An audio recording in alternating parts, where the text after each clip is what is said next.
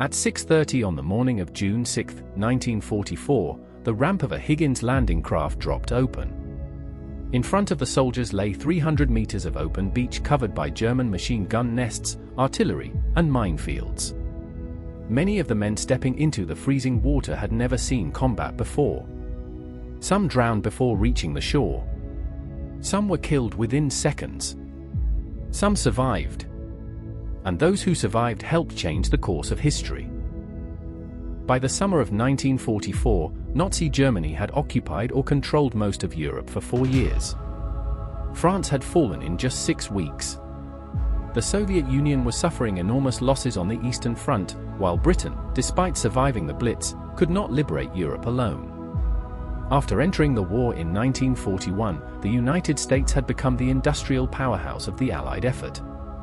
Everyone knew what had to happen. The Allies had to cross the English Channel and retake Europe. But Adolf Hitler knew it too. He had spent years building the Atlantic Wall, a 2,700-mile chain of bunkers, artillery positions, minefields, and coastal defenses stretching across Western Europe. The question was never whether the Allies would invade. The question was where. Before a single Allied soldier landed in France, the real battle had already begun. It was fought with deception. Operation Bodyguard became one of the greatest deception campaigns in military history. Its purpose was simple: convince Hitler that the invasion would come at Pas-de-Calais, the narrowest point between Britain and France, while the real target was Normandy. The Allies created an entire fake army known as the First United States Army Group. It existed only on paper, with inflatable tanks, fake aircraft, fabricated radio messages, and carefully planted intelligence reports. To make the illusion even more convincing, they placed General George S. Patton in command, knowing Hitler considered him America's most dangerous general. The deception went even further. A Spanish double agent named Juan Pujol Garcia, codenamed Garbo, convinced the Germans he was their most trusted spy in Britain. In reality, he was feeding them carefully crafted misinformation through a network of imaginary agents. The plan worked beyond Allied expectations. Even after troops landed in Normandy, Hitler believed it was only a diversion. He refused to send his powerful panzer divisions, convinced the real invasion would still come at Pas-de-Calais. He held on to that belief for 7 crucial weeks. Those 7 weeks gave the Allies the time they needed to secure their foothold in France. Winning the location was only the beginning. Launching the invasion required an operation unlike anything the world had ever attempted. On June 6 alone, more than 156,000 Allied soldiers crossed the English Channel. Over 5,000 ships formed the largest invasion fleet in history. Around 11,000 aircraft provided air cover, bombed German defenses, and delivered thousands of paratroopers behind enemy lines. The assault stretched across 5 beaches: Utah, Omaha, Gold, Juneau, and Sword. American forces landed at Utah and Omaha, British troops attacked Gold and Sword, while Canadian forces stormed Juneau Beach. The Allies knew Normandy's ports would be unusable after the invasion, so they solved the problem before it existed.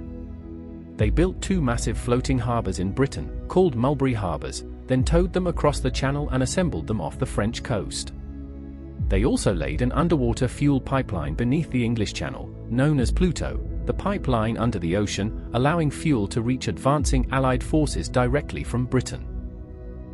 Operation Overlord was not only the largest amphibious invasion in history, it was one of the greatest engineering achievements ever attempted. The invasion actually began the night before.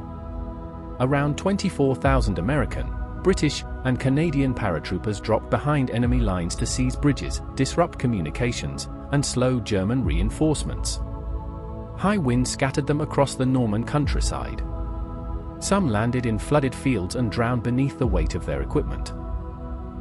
Others landed directly among German troops. Many landed miles from their assigned objectives. Ironically, the confusion became an advantage. German commanders couldn't determine where the main invasion was taking place because Allied paratroopers appeared to be everywhere. Then dawn arrived. German soldiers looked out across the sea and witnessed something unimaginable. The horizon had disappeared. Thousands of Allied ships filled the ocean as far as the eye could see. One German soldier later wrote that it looked as though an entire city had appeared overnight. Warships opened fire on German coastal defenses. Then the landing craft headed toward the beaches. At Utah, Gold, Juneau, and Sword, the landings were brutal but generally successful. Then came Omaha Beach. Omaha was unlike anywhere else. For miles of open sand lay beneath steep cliffs packed with German machine guns, mortars, and artillery overlooking every approach. The Allied bombing meant to destroy those defenses had largely missed its targets. The specialized amphibious Sherman tanks were launched too far offshore in rough seas. 27 of the 29 tanks sank before reaching land. Then the landing craft arrived. The ramps dropped. The German guns opened fire. Soldiers were killed before reaching the beach. Others died on the sand or became trapped behind beach obstacles with nowhere to hide. For a moment, Allied commanders considered abandoning Omaha entirely. What changed the battle was not a new plan. It was individual courage. Small groups of soldiers realized remaining on the beach meant certain death. The only chance to survive was to move forward. Brigadier General Norman Cotter inspired the men around him with words that became legendary. Two kinds of people are staying on this beach, the dead and those who are going to die. Now let's get the hell out of here. And they did. Before talking about victory, we must remember the cost. On June 6 alone, Allied casualties were estimated between 10,000 and 12,000 men killed, wounded, or missing. At Omaha Beach alone, around 2,000 casualties occurred in a single morning. The Normandy American Cemetery overlooks Omaha Beach and contains 9,388 graves. The average age of those buried there is only 26. These were not just numbers. They were sons, brothers, husbands, and friends. Many had barely begun their lives. Yet they chose to go. By the end of D-Day, the Allies had secured a fragile foothold in France. Over the following weeks, a constant stream of men, vehicles, fuel, and supplies crossed the Channel faster than Germany could respond. Still believing another invasion was coming at Pas-de-Calais, Hitler continued to hold back his armored reserves. By the time he finally committed them, the Allied beachhead had become impossible to destroy. On August 25, 1944, Paris was liberated. Less than a year later, Nazi Germany surrendered. The road from Omaha Beach to Berlin lasted 11 months. It was paved with extraordinary sacrifice. D-Day remains the largest amphibious assault in history. Its scale has never been surpassed. But its greatest legacy extends far beyond military history. The Europe we know today was shaped by what happened on those 5 beaches. The deception that fooled Hitler. The engineering that made the impossible possible. The paratroopers scattered across Normandy in the darkness. The soldiers at Omaha who chose to move forward despite overwhelming odds. None of it was inevitable.